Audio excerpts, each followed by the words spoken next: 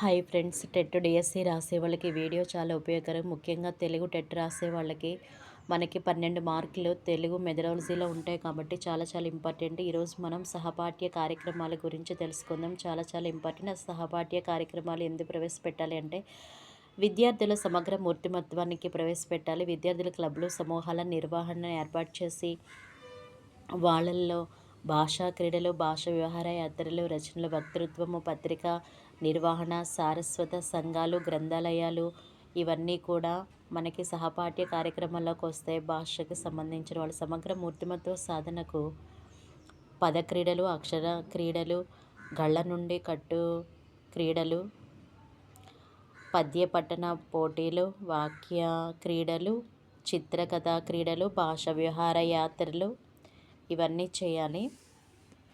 Next వక్తృత్వం, ఉపన్యాసం ఇవి కూడా సహపాఠ్య కార్యక్రమాల్లో భాగము. ఉక్త రచన లేదా వక్తృత్వం మనకి తెలుసు వక్తృత్వం అంటే.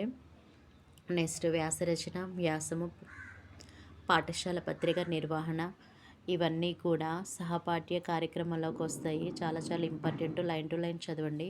ఒక సబ్స్క్రైబ్ చేయండి, ఒక లైక్ చేయండి.